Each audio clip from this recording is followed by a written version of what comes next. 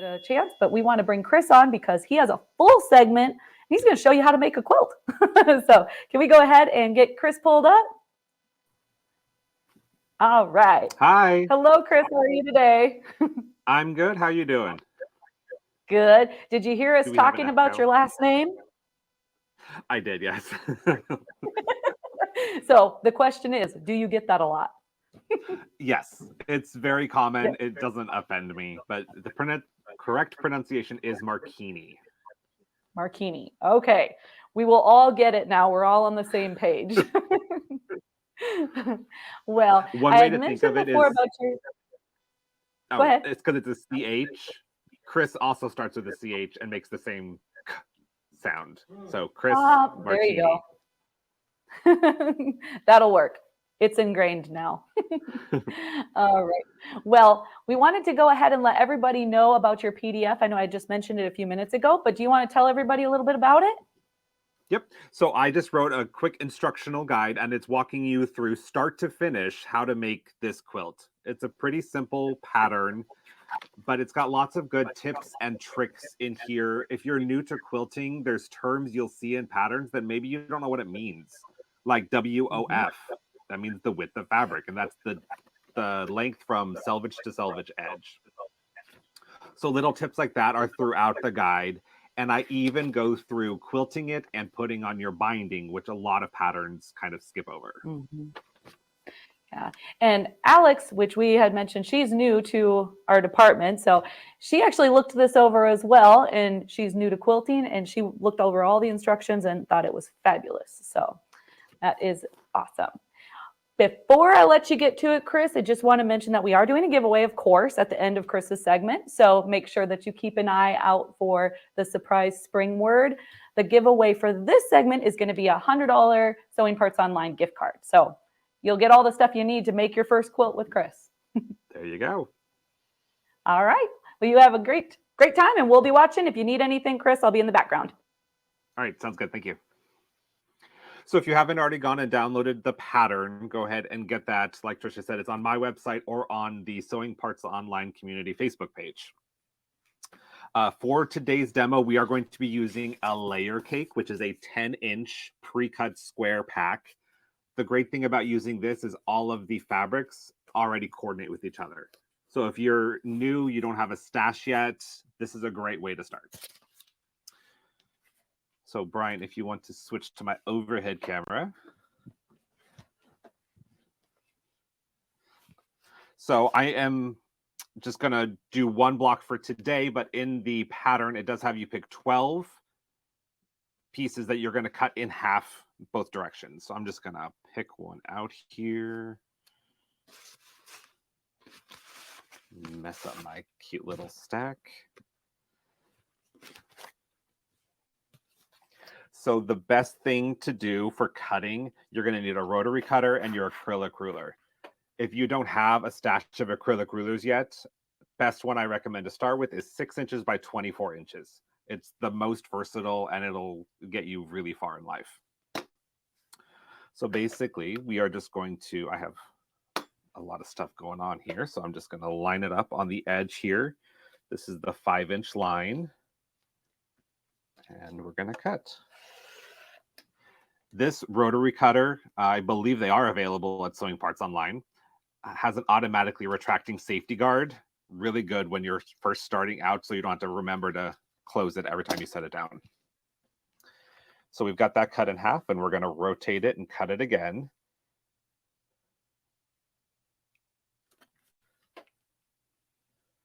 And then we're going to end up with 4 5-inch squares.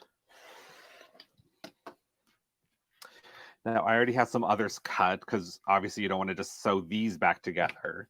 You want to get some variety in there. So we are going to grab a couple more. And this is what's called a 4-patch. 4-patches are very common in quilting. And it's just 4 squares and you sew them together.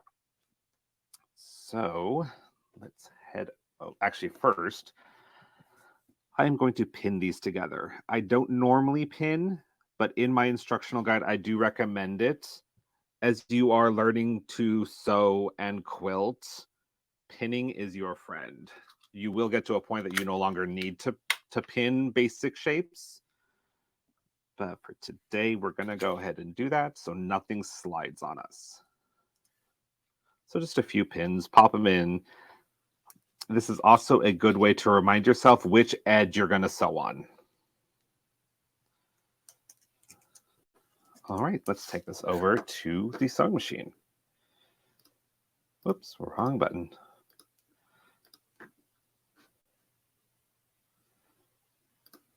There we go.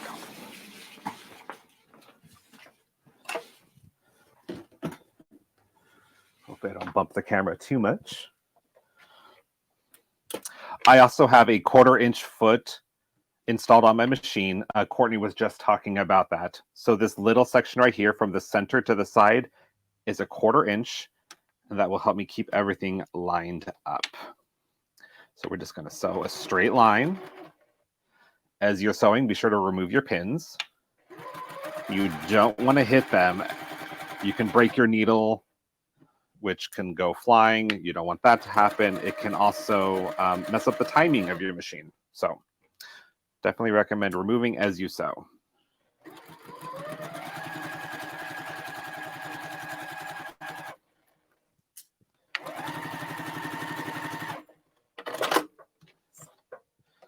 All right, now we have 2 pieces sewn of 2 squares each. Now we need to press our seams. So we're going to press them in opposite directions. So this top one I'm going to sew so that the seam allowance ends up under the blue fabric. And then on this one, I'm going to press it so it ends up under the teal fabric. Got my handy mini Oliso iron. I think I said that right. We're just going to give those a good press.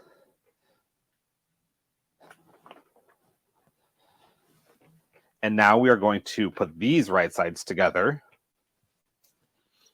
And you can see here, this seam is pointing to the left, this seam is pointing to the right. So they're going to nest perfectly on top of each other.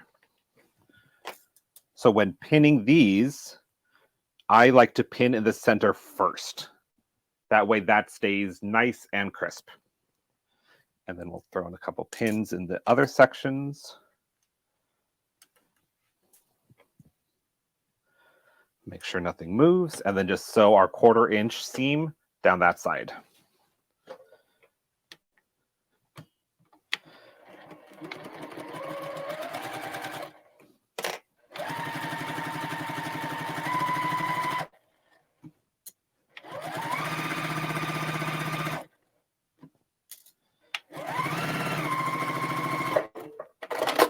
Another thing I wanted to note that I don't have in the guide that I probably need to add is your stitch length. So right now I have my machine set at a 2, which is a 2mm stitch length. Standard is anywhere from 2 to 2.5. You don't want your stitches too big, because then when it's open, it doesn't have as much structural integrity. So just a note there. So now we're going to press this open. It doesn't matter which direction the seam goes at this point. In some patterns it might, but in this pattern it does not. So we're just going to give that a press.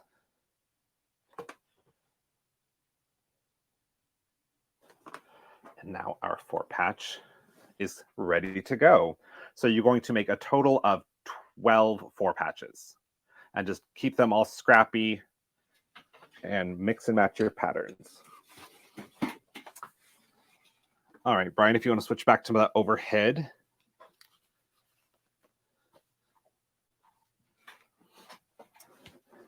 So now that we have this sewn, we're going to pair it up with a large square. But our large squares are now too big. So in the pattern, it will tell you to cut these down to 9.5 inches square. But if you're newer to sewing and maybe you're not so confident in your 1/4 inch seam allowance, what you can do is after you've sewn all your 4 patches, measure them. So whatever they end up being, that's what you're going to cut your larger squares at. So for me, it is 9.5. So I'm just going to trim off a 1/2 inch on 2 of the sides.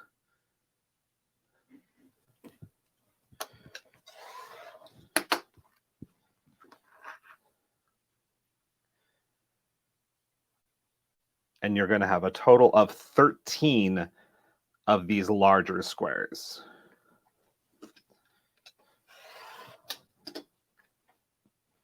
All right, that's ready to go. So now we're going to sew these together. And then I already have the rest of this row prepared. So we're going to attach it on here. Let me pin this really quick.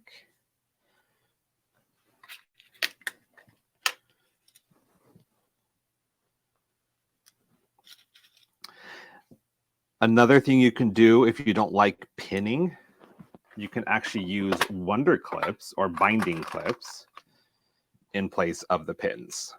They're really strong. They may not look like it, but they are really strong and hold things together very well. All right, let's head back over to the machine.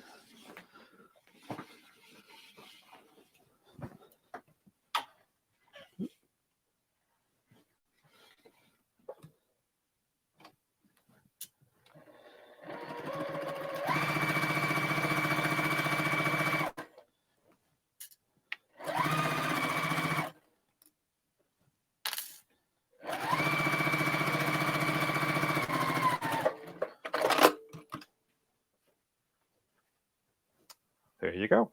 So now we're going to attach this to the rest of the row I already started, which is right here.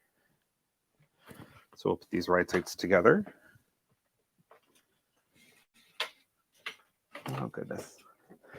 My tripod and my chair are competing for space. I'm going to go ahead and sew this without pinning just for time. Oh, I came unthreaded.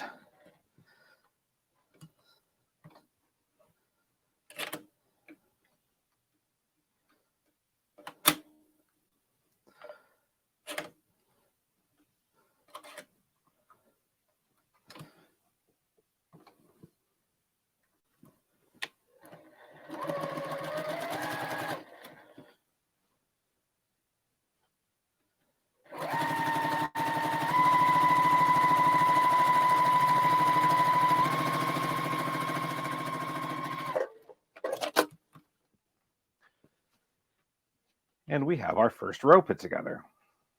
So now we are going to press all of these seams in the same direction. For this row, they will all go to the right. Let's see if I can squeeze in over here.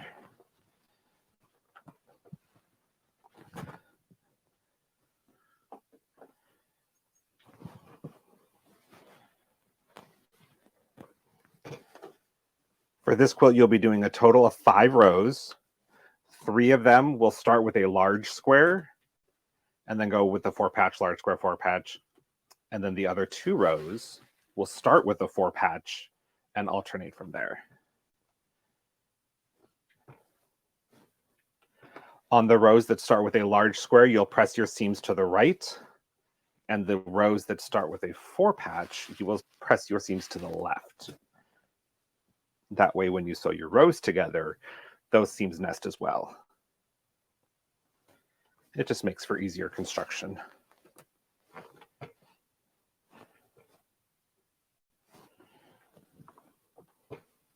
All right, we'll head back over to the cutting table. And now we'll attach this to the rest of the quilt I have prepared.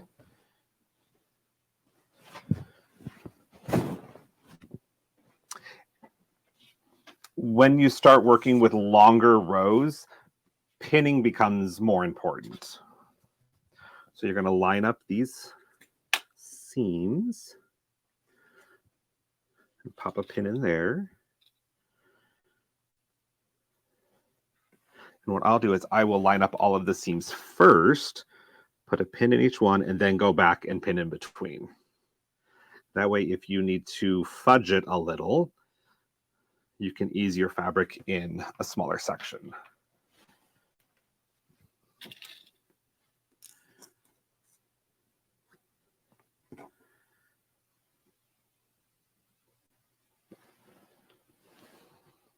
I used to be morally opposed to pinning, but the more I've done quilting, especially when putting on like borders, it really does make a difference. So I might not pin when I'm doing like the 4 patches and smaller blocks, but when I get back to rows, pinning is pretty important.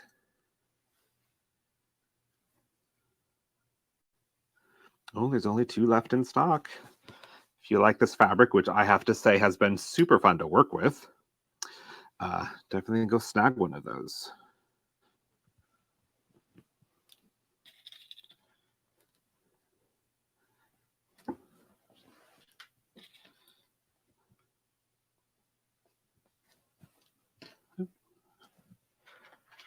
I think these are those pins that Courtney was talking about a little bit ago. They are called magic pins, and the tips are silicone, so you can iron over them if you need to. Very great for like applique.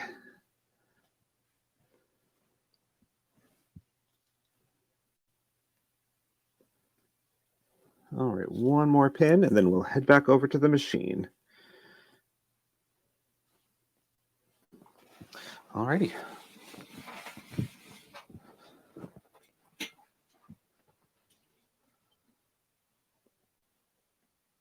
You want to switch the camera over, Brian? Perfect. Okay. I'll just give this a quick sew.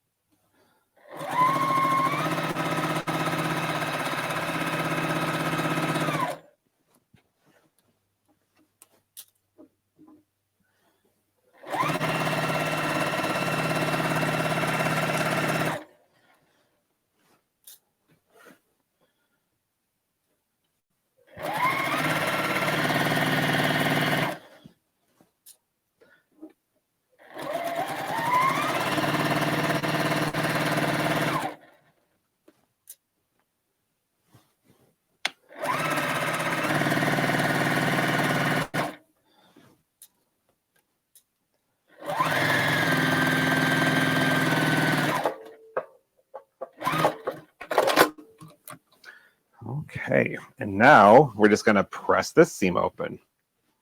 It does not matter if you press it up or down, just press it all to one side. This is a lot to press on my little mat here.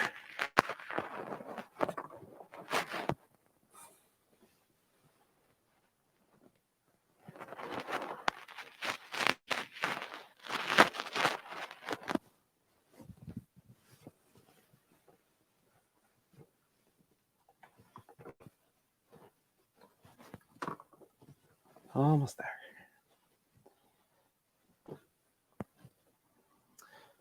It's kind of funny, as I was writing the little instructional guide, creating the quilt top is probably the fastest part of the process. All right, we are all pressed. So now we'll head back over to the table, and I will show you how to baste a quilt.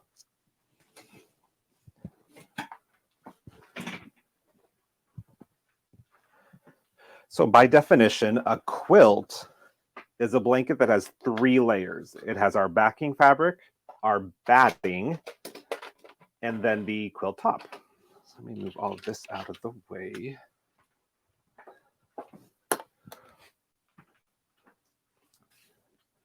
So it's those 3 layers, and then it is stitched together to keep it all in place. So to create our quilt sandwich, which is those 3 layers, we start with our backing fabric. Got a lot of stuff on my desk here, so we'll have to work around it. So I'll just lay this out.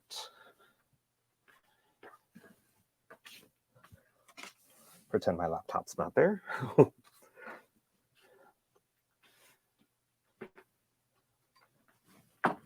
All right, so this is our backing fabric. Mine happens to be a solid, but if you are working with a print, you would want this print side down. Next, we're going to add our batting. So I am using 100% polyester. It is a low loft batting.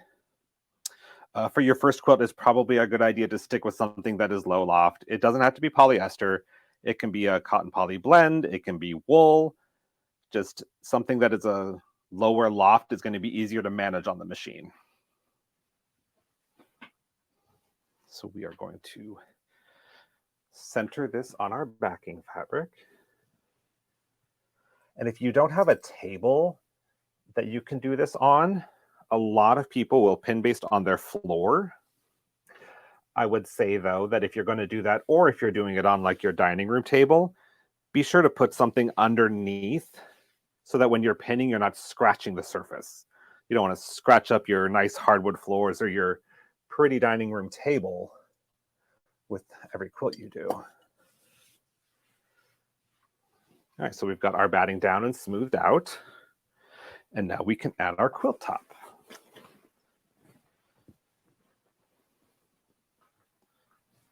And we'll just put that, again, center it.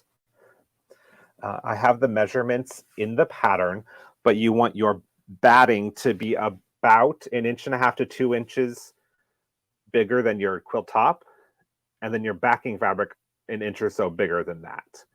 You need this extra to be able to grab it.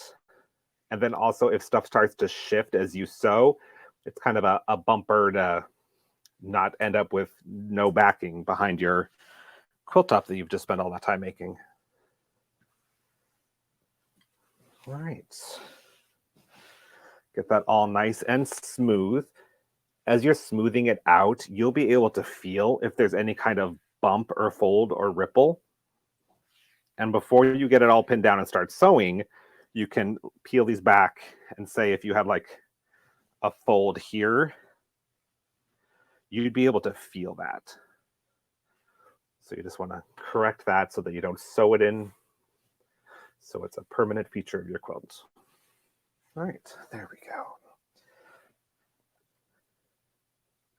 I like to pin baste with safety pins.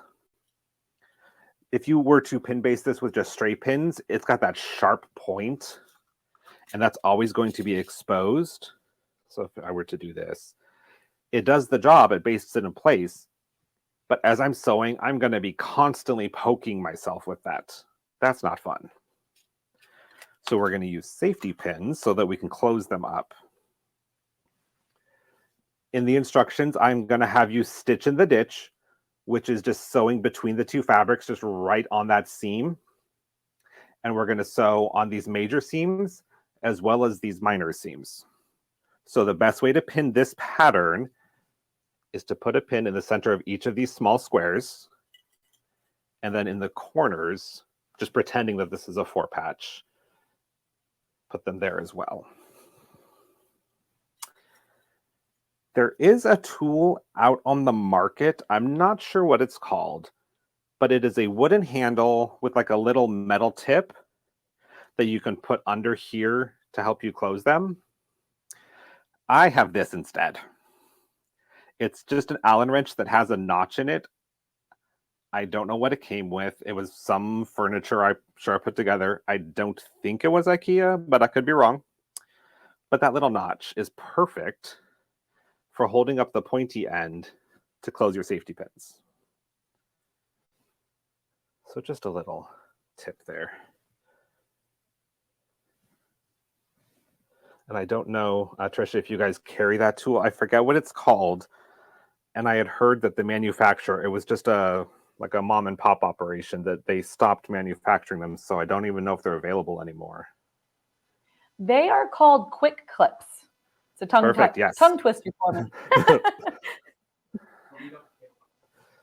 Yeah, unfortunately, we don't carry them, but when we were at QuiltCon, somebody else had mentioned those too. So unfortunately, if it was a small mom and pop shop, maybe somebody else needs to manufacture them.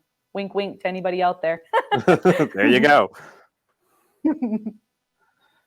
If you happen to get your hands on one, I definitely recommend them. It will save your fingers, because this quilt is going to, I don't even know how many pins it's going to end up with. But as you can see, quite a few.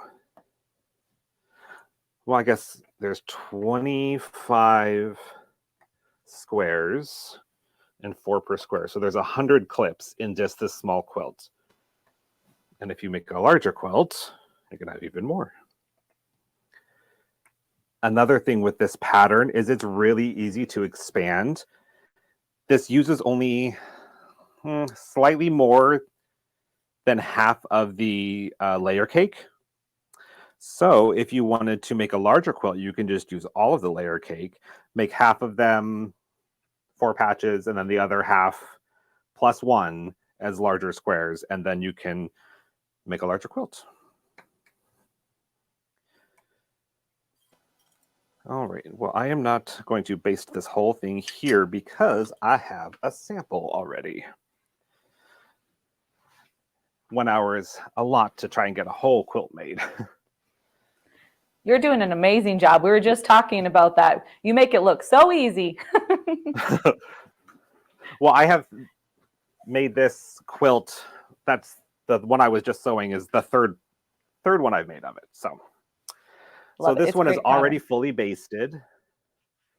And I've done most of the quilting, but I want to show you the quilting. So I have one line here that still needs quilted. So these lines, the major seams, they're easy because you have a seam down the entire way to follow. But on these minor ones, in between, you're sewing as if this is a 4 patch, but there's no line to follow. So you could just eyeball it. Nothing wrong with that. But I have another trick to show you. If you pull out your ruler and get some painter's tape. This is a wonderful tool to have in the sewing room. So I've already measured my walking foot, and it is 1/4 inch from the needle to the edge of the foot. So what I will do is, I want it on this side, put my 1/4 inch line right where I want the sewing to be. And then I'll just take a length of painter's tape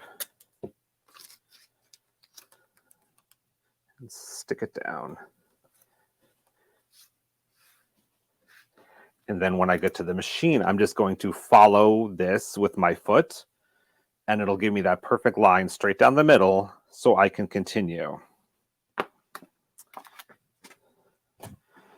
So there are 3 solid squares on this row, so I'll tape them all.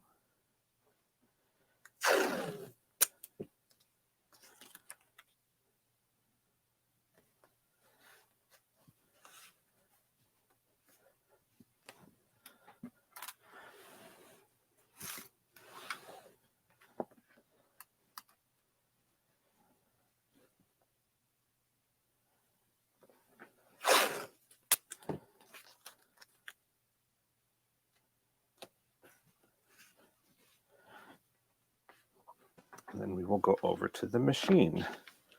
And actually, I need to swap out my foot to my walking foot, but I also want to change my camera so you can get a nice close-up.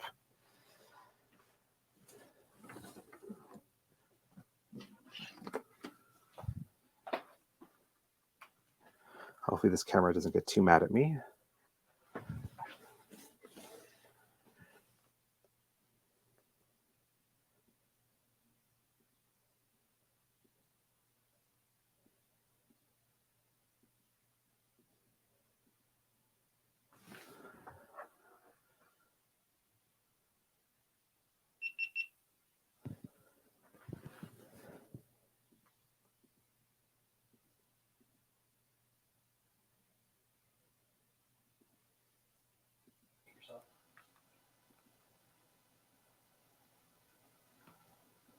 Okay, it looks like we have a small technical difficulty. So as he's figuring that out, then I want to just go over a few things really quickly. Oh, did it unfreeze? There we go. There we go. Okay. All right. Well, I do need to change my foot to the walking foot. So if you want to go over anything, that would be the time. Perfect. Well, I was going to address a couple of the questions that are in the chat. One is, what's the best type of batting? And that one, I was just going to touch on because there's a lot of different opinions, but as Chris had mentioned, a low loft to begin with is nice because it's easier to deal with. Also, there are different materials that it can be made from with polyester or cotton or wool. But I wanted to mainly bring this up because in the future, when we do some more So Creative Live events, we're actually going to have Hobbs Batting come. Ooh. And she's going to give a whole instructional video and question and answer segment. And so we're really excited about that because when you're first beginning quilting, or if you've been quilting for a while, sometimes you're wondering, what's my best option? So I'm really, really pumped about that one. So we've That'll got be a several great So Creative segment. Live events. Yeah, she's very, very knowledgeable. She said she's done over, what did she say, Brian? 200? 200 of these videos. I was like, holy buckets. Wow. She's busy. But yeah, so we're very excited. With batting, a lot of it is personal preference, but some of it is also your climate. So is this going to be a summer quilt or a winter quilt? Like, do you want it super warm or do you want it more light and airy? So there's a lot that goes into it. And I'm sure that Hobbs knows all of that. Cool. All right. All right, Well, so just I've got let me know when switched you're... out. Nope. What was that? Oh, I was just going to say, go ahead. Okay. I've got it switched out to my walking foot. Like I said, it is a 1/4 inch from the needle to this edge of the foot. So I am just going to go along. With quilting, I do like to increase my stitch length a little bit. So I'll turn it up to a 3. And with a walking foot, you don't want to just go, crazy out the gate. You want to go a little slower. It will give you more control and also prolong the life of your walking foot. This is the same walking foot that Courtney showed earlier. It came with the JUKI. I do have an aftermarket that I purchased. It was like a plasticky one, and I broke it. And so I replaced it, and I broke it again. So go slow with your walking foot. It's not a race. But you can see I'm just following along that tape line.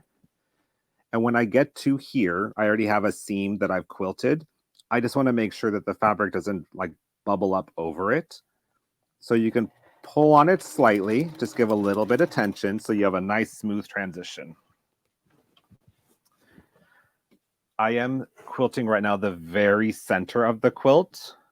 I typically recommend starting at the center. For this quilt, I left the center one open just for demonstration. But that way you have the bulk, like the most bulk you will ever have in the throat of your machine. This machine has a nice large throat, but the very first quilt I quilted on my domestic machine, it was a vintage machine that had like a 6-inch throat. So the sidewall here was literally like right here. I had no space to have anything in there. So starting in the middle, that's going to be the most difficult point with the most bulk. Because then when you start on this side, you're going to flip the whole quilt around. So just some tips there. And I am quilting with the same thread that I did all my piecing with. If you like, you can switch it out if you want it to be a nice bright color, if you want to use some variegated thread. That is always a fun option. But if you're just starting out and this really is your first quilt, you can use that same spool of thread to do the whole thing start to finish. How do you choose your thread color? I really like gray, like a light gray. That's what I'm quilting with right now. It just tends to go with everything. I do say, or I've heard that it's best to go with lighter, unless you're sewing like black fabric, navy fabric, then you'll want to do something darker. But for the most part, I tend to stick with gray. I don't like changing the thread on my machine. So if I have something that could be nice and neutral for everything, it's a bonus for me. And this is the Aurifil cotton. I think it is 40 weight. It is the orange code. I think that's their 40 weight.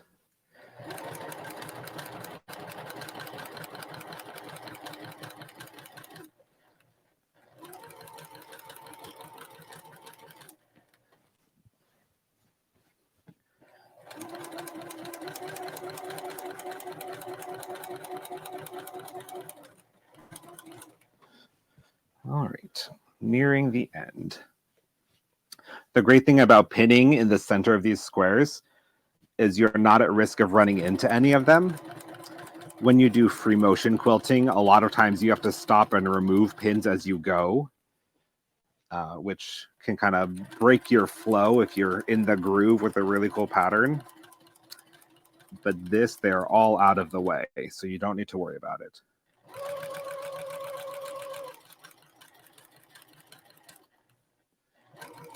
And we're at the end.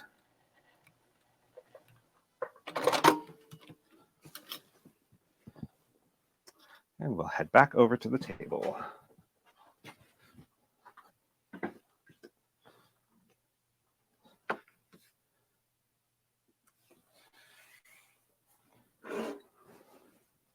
So now we have our quilt fully quilted.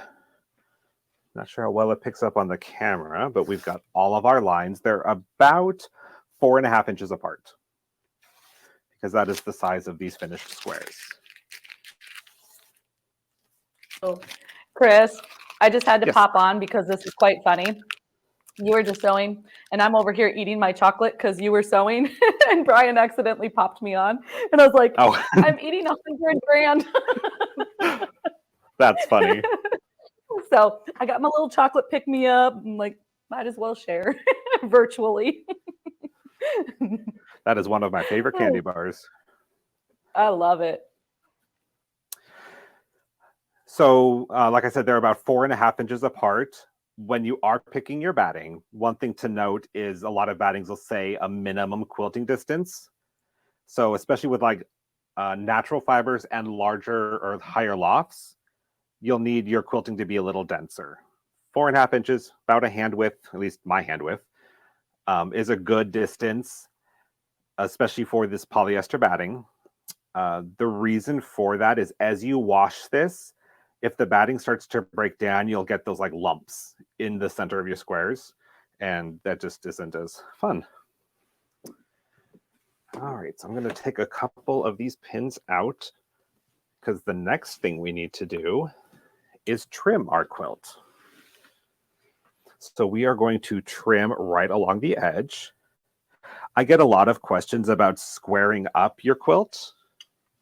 And I honestly don't worry too much about having my squares be perfectly square. I like to have the corners be a 90 degrees, but then like if one side is slightly longer than the other, I'm not losing any sleep over it. A lot of times quilts, you know, they're going to be on your bed or they're going to be thrown over the back of the couch. People aren't measuring it to make sure you made it perfectly square. And if they are, you can just politely ask them to leave your house. Where did I put? There it is. So to trim a quilt, I like to start in a corner. Doesn't matter which corner. I do tend to trim with a 12.5-inch square ruler, but for today, we're going to stick with just that 6-inch by 24-inch that I mentioned earlier. So if this is the only ruler you have, you can still do this. Make sure I'm in frame there. So I am lining up this edge with this edge of the fabric, and then this long edge with that long edge. And this is a 90-degree angle. It's built in. So we'll just trim that, and I go off to the edge, and then trim up this direction.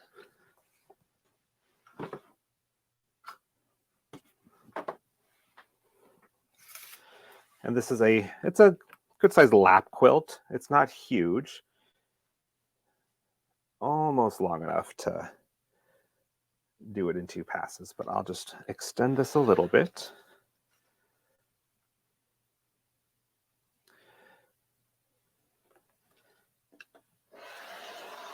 And then trim there. And this piece that you trim off, if it's wide enough, like wider than 2.5 inches, it's great to use for your binding. So it's not waste. It can end up as your binding or just throw it into your scrap pile. Lots of fun projects you can do with scraps. And you just continue around the quilt. If you have an area like here, where it goes outside of your ruler, that's fine. And also, if you say had where some of the batting is showing, as long as it's less than 1/4 inch, there is no need to worry about it. It will all be hidden by your binding.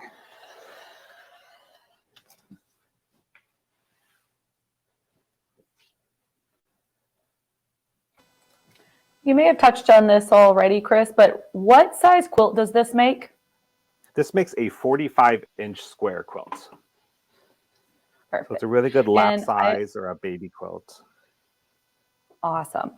And I also have a question here asking, how many layer cakes does this take? It takes about half a layer cake. You need 25 10-inch squares. So it could either be a layer cake pack, or if you just have scraps of fabric, you can use pretty much anything. It doesn't take a whole lot. The layer cake just makes it nice and easy because everything's already perfectly coordinated for you. Love that. I also see a question here asking, do you ever recommend the semi-sticky spray or the adhesive spray versus the clips or the pins? I do.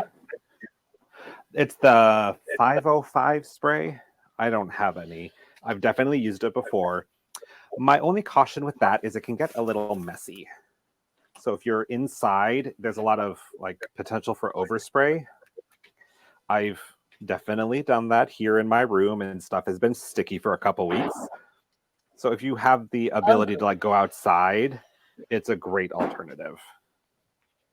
Yeah, I do really like the basting spray, but I had mentioned it as well, where it can get a little messy. But a little trick that somebody on our Facebook had shared with me, because I was going crazy, is olive oil. It worked fabulous to get it off your hands. Now, other areas I'm not sure, but my hands, yeah, because I was going nuts.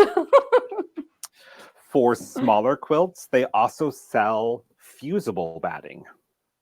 So you could lay it all out and then just iron it, and it sticks together. I love all the different options. Yeah. All right, so we are all trimmed up and ready to attach our binding. So the binding is what finishes off this raw edge. So let me grab my fabric for that.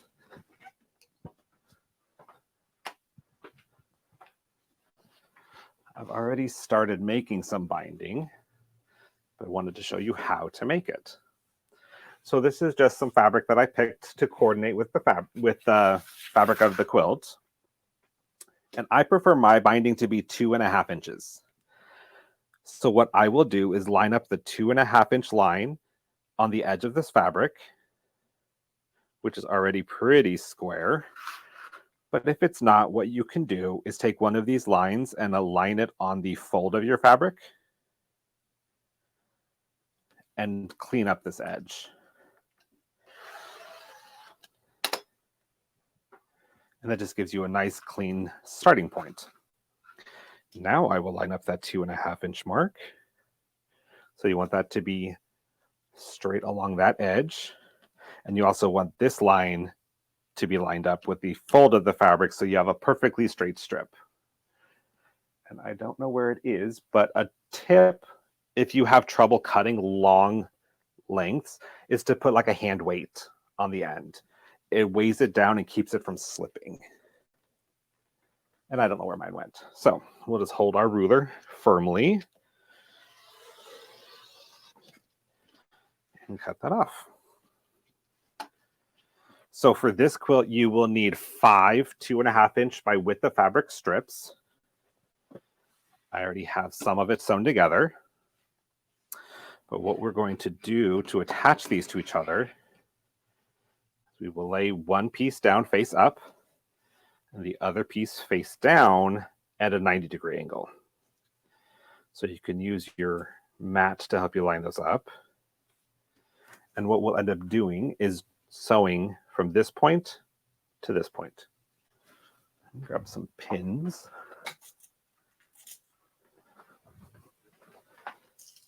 And I'm just going to pop a few pins in here to keep everything in place and also remind myself which direction I'm sewing, because I'm going to sew in between the pins. And what will happen is once you've sewn that, you're going to trim away the excess. And when you open it, it will be a continuous piece with all the edges perfectly straight.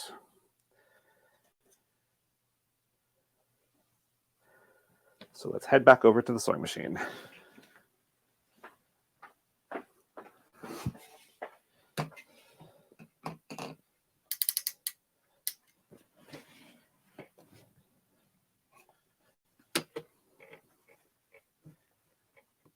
And I still have my walking foot on. Normally I would use my normal foot, but I don't want to change it because I'm going to have to change back to the walking foot. So here you could draw a line if that helps you to keep perfectly straight. It's a fairly short distance, so you can just eyeball it.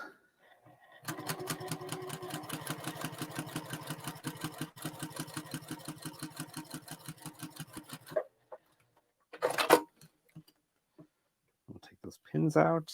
Oh, I need to grab my scissors.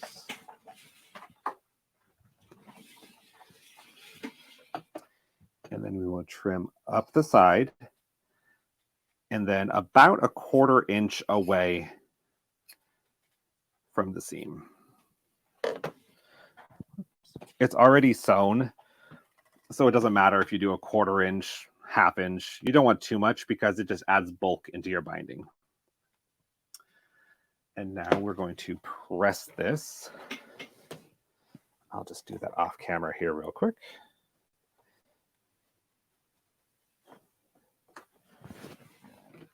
And pressing it just helps keep everything flat.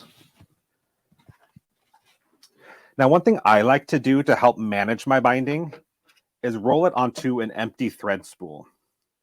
So a lot of larger spools these days are coming on these cones that are straight up and down versus like the old triangle cones. So these are great to hang on to once you've emptied them. I just put a piece of tape on the inside to get it started and then just wind it around. And then this sits next to my machine while I'm sewing so that my binding doesn't end up on the floor. If you like, you can pre-fold this and press it. I find that that's just an extra step that keeps me from finishing my quilt faster. So I personally don't do that, but with many things in quilting, a lot of it is personal preference. Like with most of my quilts, I will press my seams open instead of off to one side. And that's really just, a personal preference, just like which battings you choose. Okay. So now we're going to attach the binding to the back side of the quilt.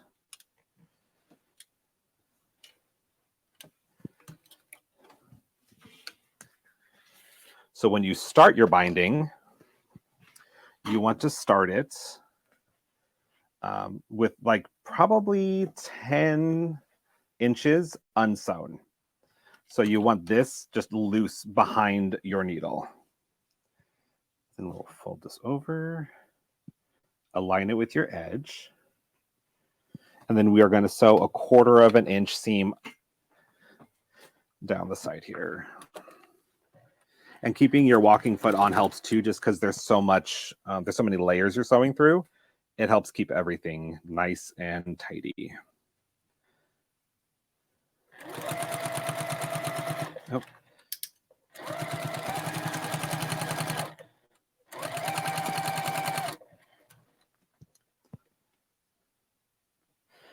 And when you start to get towards the first corner, you're going to stop a 1/4 inch short. So you can see the corner of the quilt here. I'm going to stop when the needle is a 1/4 inch away. So you can mark this, or you can just kind of eyeball it. If you're a stitch or so shy of a 1/4 inch, that's fine. You just don't want to go past a 1/4 inch. Then we're going to lift our presser foot, pivot everything, and then sew from where your needle is to the corner of the quilt.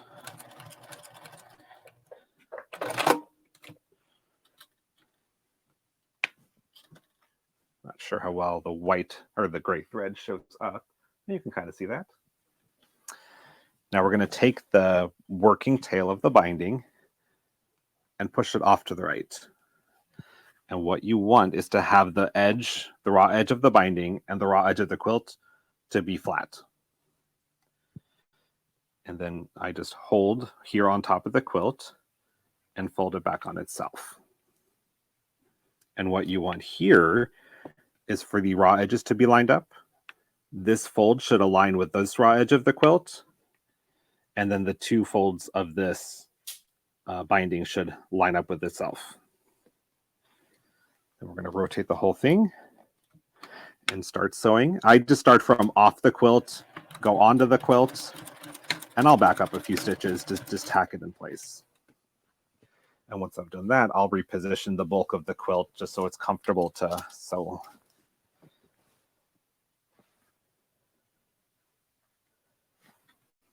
And then continue down.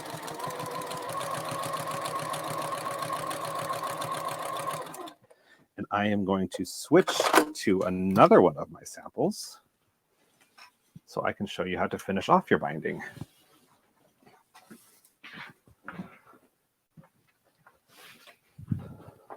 So I have one more corner to do on here, so I can show you that again.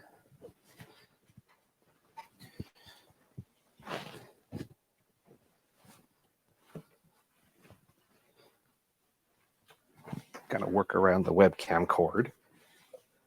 All right. You're doing great. Thank you. What is your stitch length set at, Chris? Right now, I'm at about 2.5. Perfect. For attaching the binding, you can do it a little longer. I like piecing with a smaller stitch and then quilting and binding with a larger stitch, but not too large. Nice.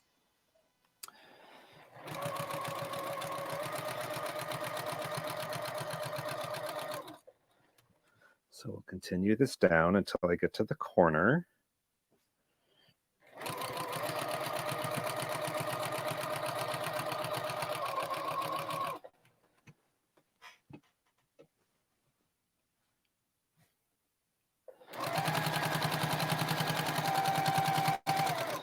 And again, stop about a 1/4 inch short. And then we'll sew off to the corner.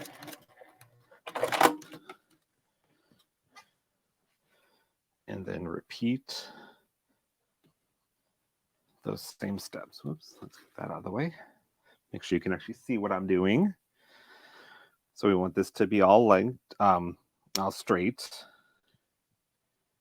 And fold it back on itself.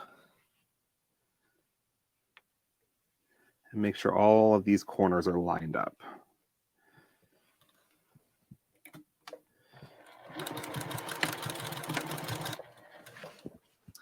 And then as you start to approach where you started attaching the binding, you want to stop. So there's about a 12-inch gap between where you're stopping and where the binding starts. So let me sew a little and I'll show you that.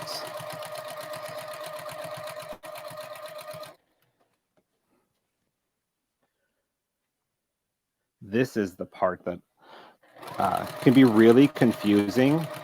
It took me a while to get it to click in my head. A little more.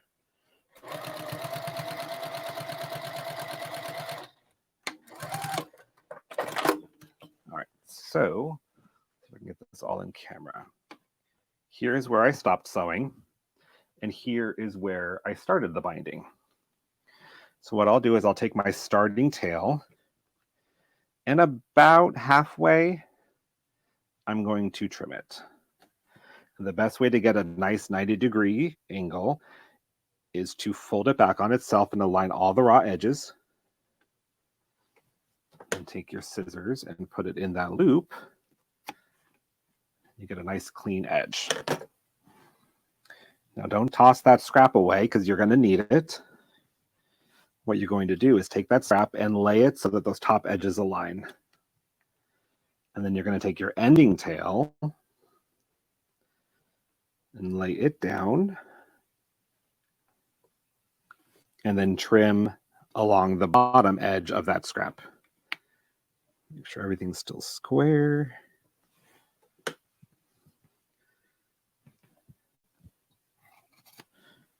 There we go. All right, now we're going to take the starting tail, face up, just kind of open it up and set it off to the side. And then the ending tail, we're going to also open up, but we're going to lay it face down. And we are going to line those up so that they are at a 90-degree to each other. And here is an area I highly recommend pins because it can get a little squirrely. So we're just going to pop a pin on this side. And then one on the other side, just to keep it from moving on me. Now here we're going to sew from this corner to this corner. We don't have the benefit of when we first made the binding to have those extra tails sticking out. So you just need to be cautious and make sure that you're starting right on those corners. I'll turn my stitch length down a little bit for this. This one's already off a little. Just get it back in place.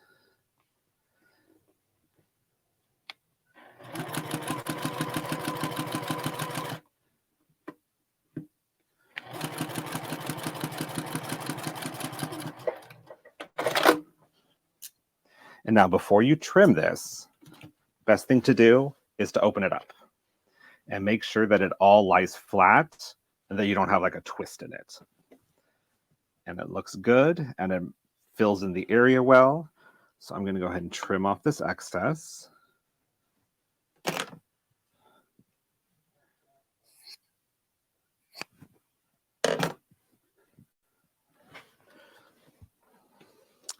And then we just go back to where I ended and finish sewing this down.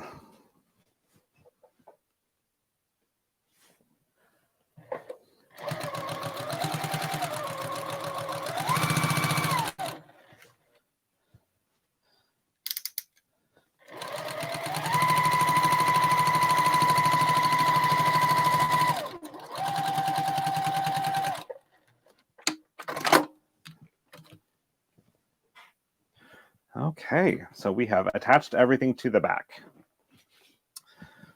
Flip this over. What we're going to do, and I'm running out of time here, is we are going to flip it around to the front to tack it down. Where did I end? Okay, here's where I ended sewing. And what I've done here is I've actually used this awesome product. It's meant for piecing, but it's a fabric glue. And I just flipped the binding from the back to the front, put a couple drops of glue along, and then you iron it down to set it. But this keeps everything in place. If you don't have that glue, that's where the Wonder clips can come in. You can, fold everything from the back to the front and clip it into place. The only thing you want to do is make sure that you are going past that stitching line from where you attached it to the back. So maybe like 1/8 of an inch beyond that. And then once you have that all either clipped or glued into place, then you can start sewing it. And here you definitely want to go slow so that you can have a nice straight line. And you want to sew it just like 1/16 of an inch from the edge. this walking foot's awesome because what I do is I take the edge of the fabric and just align it to the inside of this side of the foot. And it gives me a wonderful seam allowance.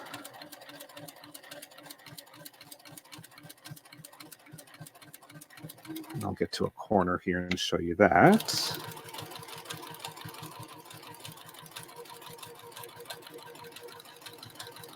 So when you get to the corner, peel that up a little.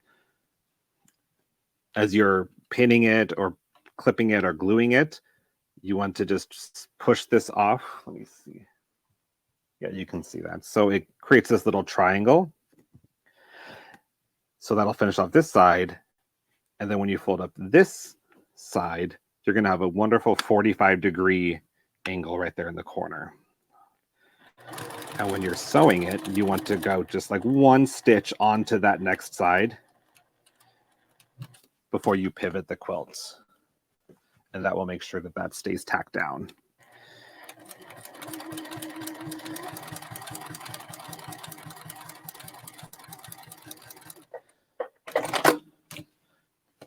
There you go.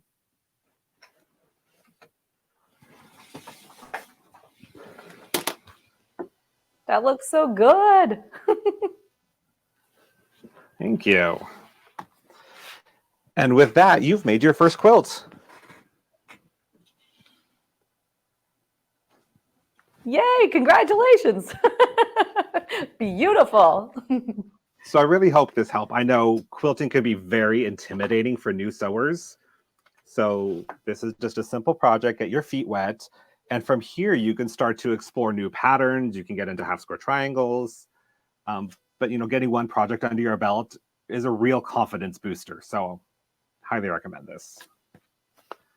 Well, we just want to thank you, number one, for making that amazing PDF that's free for everybody to download, and for doing your segment. I mean, you had such great information in there. We're going to have the playback on our YouTube. So anybody that has any questions, he answered any questions that came up. So we'll just watch it back and make our first quilt, right?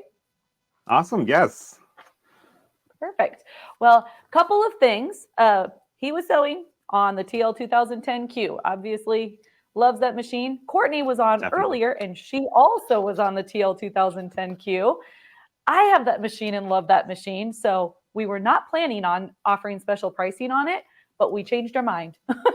So we are going to offer special event pricing on the TL-2010Q. So if anybody's interested in it, give our customer service a call and we'll get you an awesome price on it. It's a wonderful machine. I really have enjoyed it. Yeah, it's great for obviously quilts and then bag making, garment sewing. It's got so many good reasons to use it. My goodness, I can't speak today. I need more chocolate, 100 grand. Yes. All right. Well, do you want to stick around while we give away the $100 Sewing Parts Online gift card? Sure. And real quick, just because I don't think I mentioned at the beginning for anyone who doesn't already follow me, I am on TikTok, Instagram, Facebook, and YouTube, all under Rose City Originals.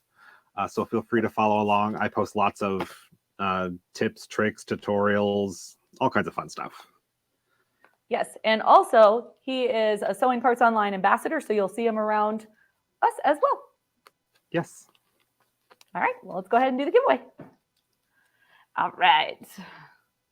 Get all the fun stuff that you had mentioned. All the notions. There's a lot of fun stuff. Ooh, Becky. Congratulations. All right. Fun. Well, thanks again for joining us, Chris. We are very excited about the rest of the event, and hopefully you'll be in the comments. You make me win every way. You show